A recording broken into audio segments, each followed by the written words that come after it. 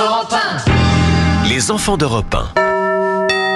Et ce matin, Dimitri Pavlenko avec les enfants d'Europe 1, retour sur un film culte des années 80. Ah oui, générationnel même, avec les premières notes de la musique, Ouais, vous l'avez sans doute reconnu. ouais. Décembre 80, au cinéma, sort La Boum de Claude Pinoteau, avec Laure d'Autriche évidemment dans le premier rôle, la toute jeune Sophie Marceau. Oui, les affres de l'adolescence, les premières amours, les conflits avec les parents, les confidences faites à l'arrière-grand-mère, Poupette, c'est tout ça La Boum. Et celle qui crève l'écran, c'est Sophie Marceau qui a 13 ans. Écoute Vic, il faut quand même que je téléphone à la mère de ce garçon. Mais c'est pas un goûter d'enfant.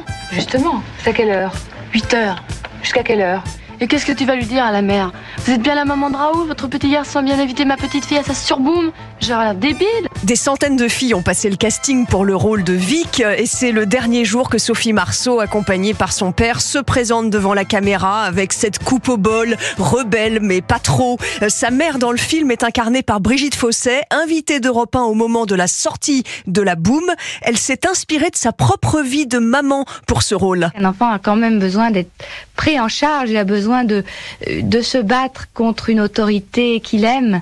Et je trouve que le film montre bien ça. Il y a des moments où ça m'a beaucoup aidé d'avoir une fille qui a 12 ans. Elle m'a énormément inspirée, c'est vrai. Autre scène culte, pendant une boum, ce garçon qui pose le casque de son Walkman sur les oreilles de Vic, faisant entendre un slow chanté par un inconnu, Richard Sanderson. C'est ce que voulait le compositeur Vladimir Cosma, comme il le raconte sur Europe 1 en 2013. Je ne voulais pas prendre une vedette, Johnny Hallyday ou quelqu'un dont les spectateurs disent pendant le film « Ah tiens, c'est la voix de Johnny » ou « Tiens, c'est la voix d'un tel ».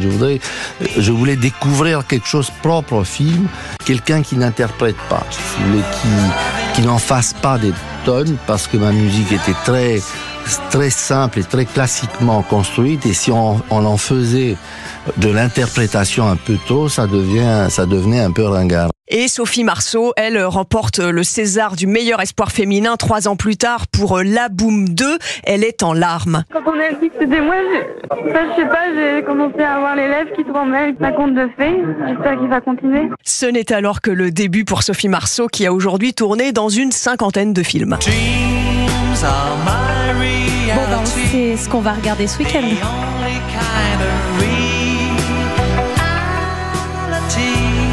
Bah voilà, on est dans l'ambiance. Vous regarderez ça avant Noël? Alors c'est prévu, je vous l'annonce. Le 1, le 2, ça va être le programme de ce week-end.